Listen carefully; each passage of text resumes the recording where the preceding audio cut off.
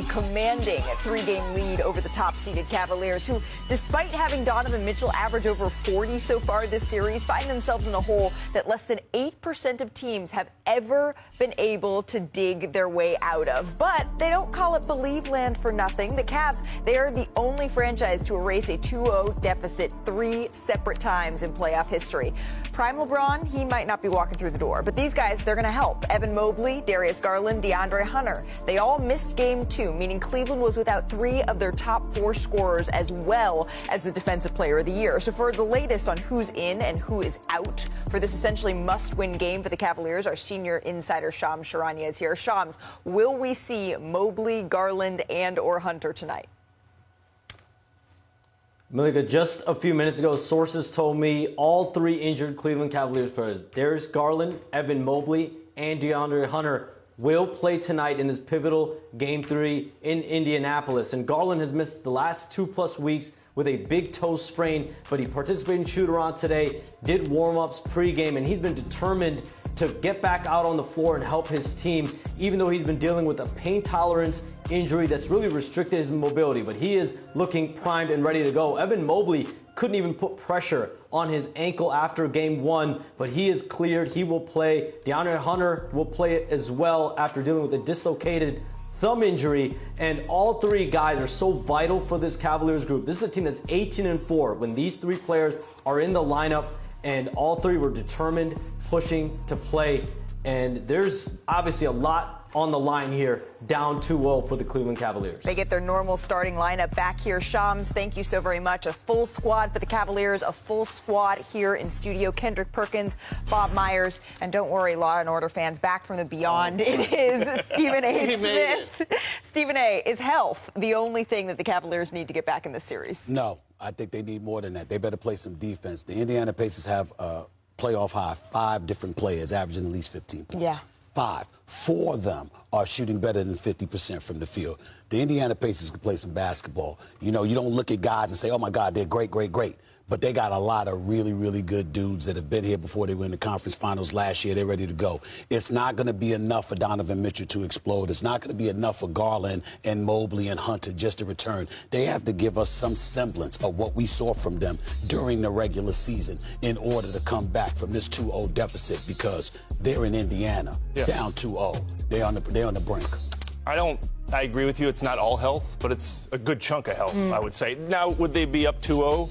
Maybe not, but I think it'd be 1-1 if had Garland and Mobley played and in Hunter game. played in the last game. I mean, they had that last game. I mean, credit to the Pacers. I know we're going to talk about Halliburton later, which he deserves it, by the way. But this guy matters. I mean, obviously, we know who he is. We know what he does. Evan Mobley. Garland, without Garland, the load on Mitchell has been tremendous. And he carried it as far as he got to the 1-yard line. And then he ran out of juice. He just couldn't get it over, and Halliburton had enough to make a huge shot.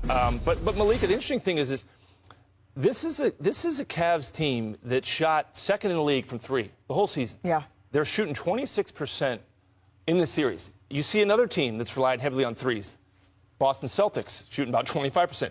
When you shoot this many threes and you go cold, it's hard to win those games. Take it from a guy who knows. Well, we had guys that could make them. Those guys points. made their 3. And again, I joke a little bit. What I will say is it's different making a regular. You know this. Some guys can shoot in the regular season, and some guys can shoot in the postseason. It's not the same thing. It's not. They lack toughness. The Cavaliers. Yeah, toughness. When you're trying to go win a championship, you need some goons. You need some bad guys. You need some guys that's gonna be instigators. Draymond Green. You need that. You need that. In 2008, we were crazy as hell. From myself to KG to Big Baby to Tony Allen to Eddie House, you can name it. We had guys that were going to start stuff every single game, that were going to touch you up. The Indiana Pacers got that, right? They got that in Aaron Nesmith, TJ McConnell. Go pick you up full court. Go knock your hand down if you touch them. Who's doing that for the Cleveland Cavaliers? Nobody. Not even Donovan Mitchell. They got a talented group, but a bunch of nice guys. Nice guys don't get you championships. Nice guys do not get you championships. I'm looking for them to junk up the game some type of way. Play with some type of physicality. That's what they're missing. Evidence, more direct evidence of what you're seeing. Nesmith is shooting 56% from three-point range this postseason. Nembhard is shooting 50%. Siakam, 43.5%. When you got some goons on the other side, that don't happen. They're going to make sure they touch you. They're going to make sure they're going to put something on you to make sure you understand it's not going to be that easy. You ain't going to sit outside looking pretty, beating us from long range. We're going to get up in you. So I agree with Perk in that regard. I do believe that Cleveland can exercise that level of toughness, but they got to do it. They got to do it. Yeah, I'm not ready. I mean, I don't know how you guys feel. I'm not ready to say Cleveland's out of this thing. No, they got to win tonight. Yeah, let's find out if they have that. I'm not sure. I would like to see their full team. Right.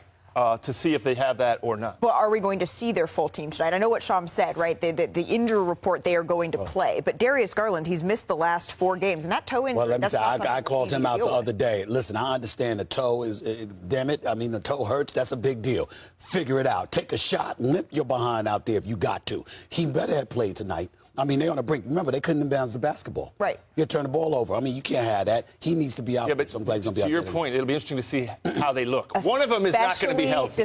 He's been teed up 37 times, which is more than twice as many as the next closest player over that span. Malika Andrews and the NBA Countdown crew have much more on this story. Malika. Kevin, thank you very much. There's certainly, gentlemen, a whole lot of layers to everything that is going on here with Draymond Green, but he is 2 technical fouls away here from needing to miss a game for the Golden State Warriors. Bob, you know Draymond better than any of us sitting up here. How do you think about this? Well, first of all, the fact that somebody said something to him like that, there's no place for that. And how he reacted to that, he can react however he chooses is appropriate for that. If somebody says that to you, and you guys can speak to that in a different way than I can, but I'm not going to criticize Draymond for anything he said after something like that. I don't know what was said to him. And for him to be defensive about it or say whatever he thought is fair, in my opinion. As far as the technical fouls, Malika, he's a smart guy. He knows how many technical fouls he has. And he's one of the best winners this sport has ever seen, period. He wins. Sometimes some other things come with that, but you would want him on your team. You would want him on your team, and you would want him on your team. Absolutely. And I loved having him on our team. So, yes, not perfect, but people that play with the edge he plays with, sometimes, and it's, look, the technical fouls have been the flailing. It hasn't been him screaming at the officials. Maybe that's basically an automatic technical. Right. If you hit somebody above the shoulder. Sometimes you hear technicals, you think he's absolutely. saying some of the officials. He's a winner. He's also emotional, and what he done on the floor was unacceptable at that point of time. You're the leader of this team. You're the vocal leader of this team. You're playing without your best player, Steph Curry. You have an opportunity to rally your troops to go up 2-0 on the road, and it takes not one teammate, 2 teammates. It takes Steve Kerr and Jerry Stackhouse to calm you down. And one could argue if there was anybody else, they would have got a double technical and would have been kicked out the game because he didn't stop going towards the officials. I'm not talking about the instance. I know, but maybe that caused the emotion. No.